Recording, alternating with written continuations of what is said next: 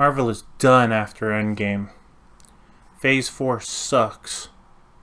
All these things I hear online about just the negative views that Marvel has gotten after the Infinity Saga. A lot of loyal fans grew up around MCU, given that the MCU has been going on since 2009. Many have grown out of love with the Marvel Cinematic Universe. But are people overreacting? Is the MCU as bad as people make it out to be? Well, let's look at this.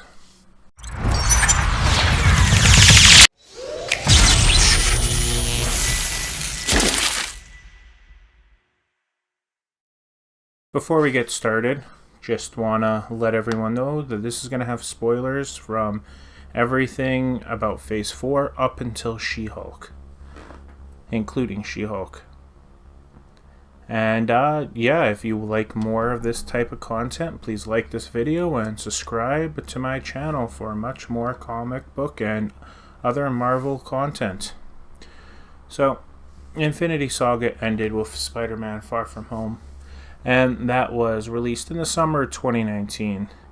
And they were taking a break, and they were going to start back up at Black Widow in early 2020. Well, of course, this never happened due to the pandemic, and we ended up getting quite a while. So WandaVision is the first of the Disney Plus series that aired, basically being a sitcom. Although each episode kind of represented a different era, where the first episodes were black and white, and then they eventually break the sitcom kind of style and just go into your straight comic book type movie. At all, even through the black and white episodes, you saw seeds of something going on, and you had a lot of questions raised, like, what's going on? Is Vision alive? Is that Quicksilver from Fox's X-Men movies? Near the end, one thing that was said for sure: Marvel was back. This series got a lot of traction online, and people were excited.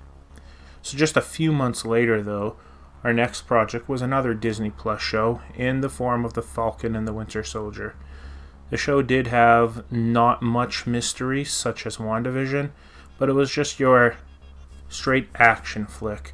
Rotten Tomatoes score, and with the critics and the fan score, actually very similar, with 84% being the critic score and 83% being the audience score. Zemo was great in this. There's that Zemo dancing scene that went online and went pretty viral.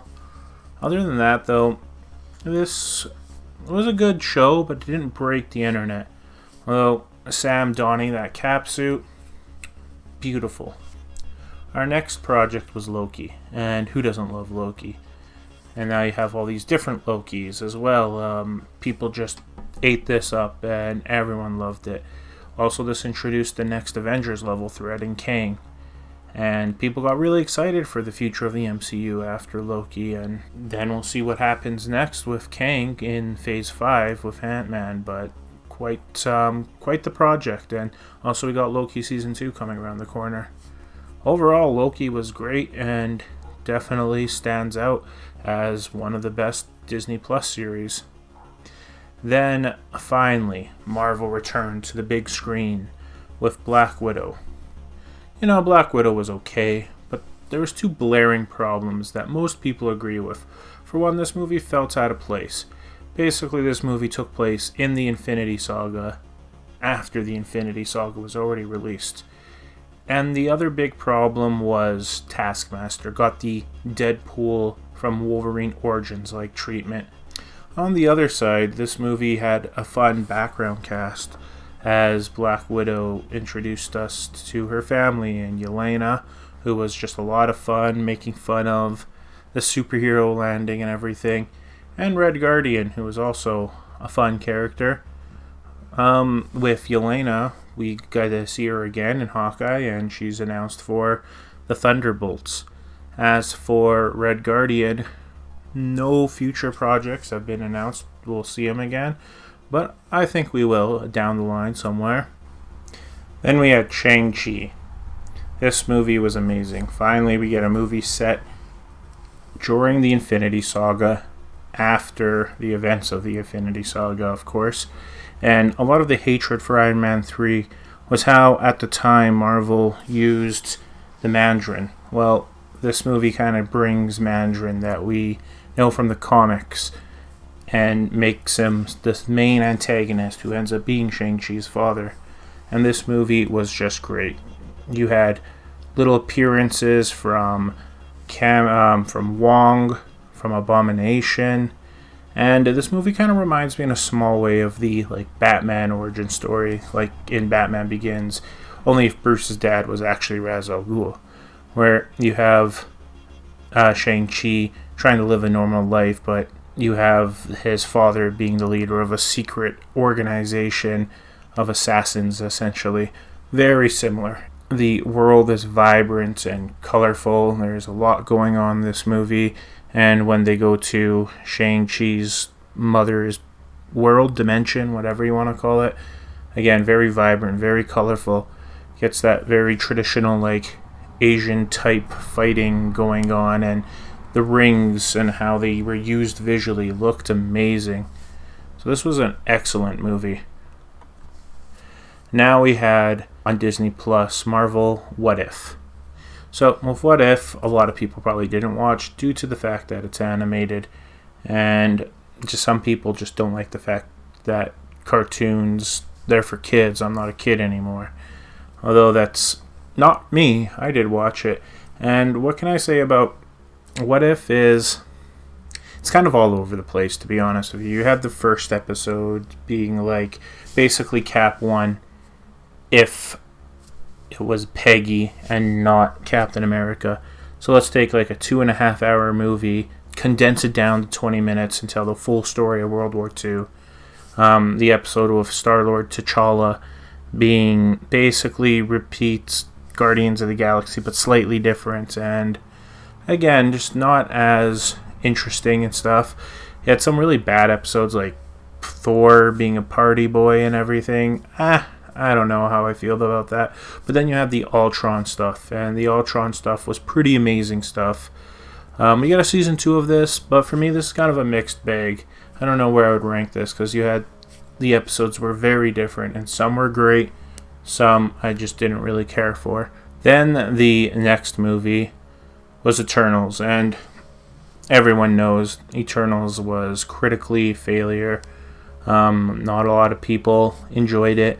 I think the biggest problem with the Eternals is let's tell a story of 7,000 years of content while also telling a modern story with a cast of 10 Eternals. You had the other race villain guys. You had a supporting cast with Kit Harington and everything.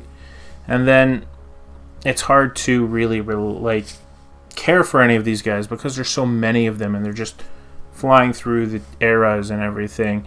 So you had the one Eternal guy who had the power of invention, and they show the post-World War II bombing scene where he blames himself for the incident as he had introduced technological aspects to humanity, thus created the invention of the atomic bomb.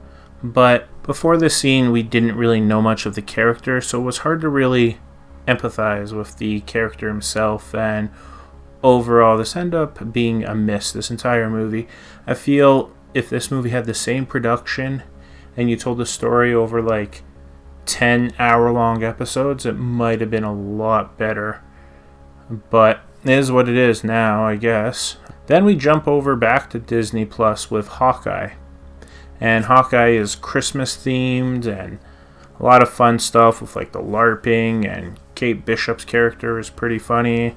The whole story centers around Hawkeye's time during in between Infinity War and Endgame as a Ronin. And you also had Kingpin in this. This was great overall. And perfectly with Kingpin, then you had the next movie, which is a standout of Phase 4.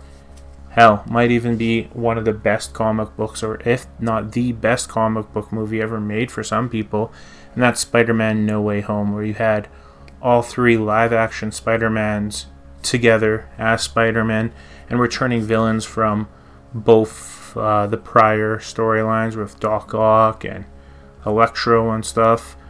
Hell, even Matt Murdock made his return to the role of Daredevil and being introduced in the MCU. So then after this, movies kind of took a couple months off. We didn't get a few movies, but then we got a lot of the Disney Plus shows. And I want to talk about all three of these all at once, and that being Moon Knight, Miss Marvel, and She-Hulk. So both of these all three of these characters, instead of being established characters, they were new characters created for the show. And I think all three of them have issues. And I think the biggest issue is a low budget. For example, in Moon Knight, I felt it lacked action, as every time there was action, the main character, Moon Knight himself, would just go into his other form, and then you wouldn't see what it was like. The first couple of times that was fine, but you don't get to see it happens way too much. I think maybe this was a budget issue. And then they do some weird things with lore, and like if people die and they live in Egypt, I guess, they go to the like Egyptian afterlife. It got kind of confusing there. And they probably could have used some more time explaining and fleshing out the lore of Moon Knight, as well as I would have personally liked to see more tomb raiding going on. Now, for Miss Marvel, I think Miss Marvel, the actress, was pretty good. She did a home run, and I think this was a fun family sitcom style of how she just has to deal with her family, even though we all love our family all annoys us, something we can all relate to. But I feel the comic book sides, like the villains and everything, were a little lacking. Again, could have used some more time explaining stuff, and then all the main villains, the Jinn, are basically killed off way too soon, and then the main villain ends up being Damage Control, who were only in the movie previously just a little bit. I think they could have used some time to flesh out how powerful Damage Control is and go from there. Now, She-Hulk is still airing as of this recording. All I can really say about this is it comes off almost as a PG Deadpool. I don't know. Take it for what it is. Could be for you, couldn't be for you. Of course, obviously, the CGI kind of looks pretty bad. And this obviously is either a comment on the budget of the movie or the fact that the team is burnt out. As now these movies are just, between the movies and the shows, they're just pumping out content. Almost too much content. So then you had Doctor Strange, and Doctor Strange was hyped. You had Multiverse of Madness, and while there's amazing scenes with the Illuminati and Wanda is an incredible villain, I think there's a couple of issues with this movie, and more than a couple to say the least. For one, I think Wanda becoming a villain, there was too much stuff that happened off screen between WandaVision and Doctor Strange that it just felt a little out of place. And then when she becomes a good guy again and sacrifices herself and takes out all the different Darkholds, again, this felt a little bit, I want to say like cliche, been done a whole bunch of times. There's so many other things. It's Multiverse of Madness, and they do a little like montage of him going through all the different multiverses, but they only really spend the time on like 2 different multiverses. Then you have Doctor Strange versus Doctor Strange, and as cool it is seeing the note fighting, there could have been better fights with Doctor Strange versus Doctor Strange. Could have been very unique, especially when you see how Doctor Strange is in like Endgame and Infinity War. Now with Thor, I don't know. Thor, I really like Jane Foster's return, and I thought she was fine. I think my biggest issue with Thor is just an ongoing issue with Marvel, and it's always been an issue with Marvel, is it comes down to the villain, where you introduce a villain and Grodd the God Butcher.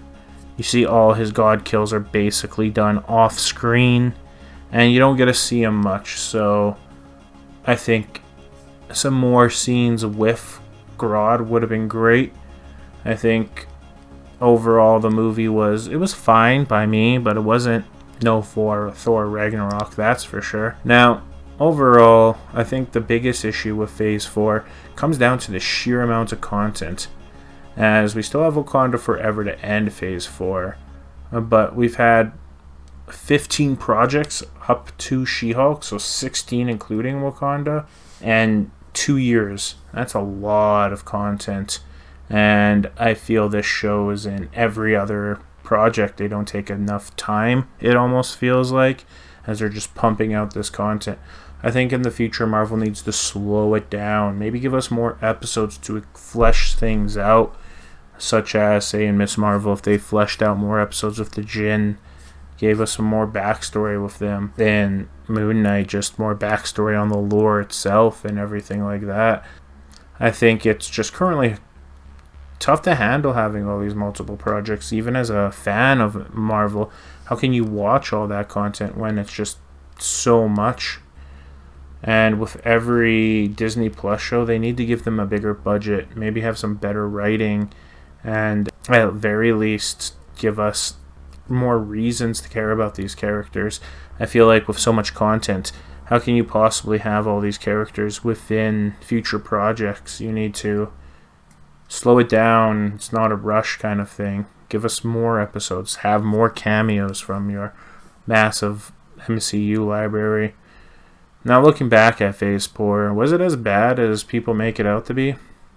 Well, I feel that Doctor Strange and Thor and the most recent Disney Plus series have been all disappointing. At the same time, we had WandaVision, we had Loki, we had Spider-Man No Way Home. So I think people are overreacting, and I think it's really 2022 was a very bad year for Marvel.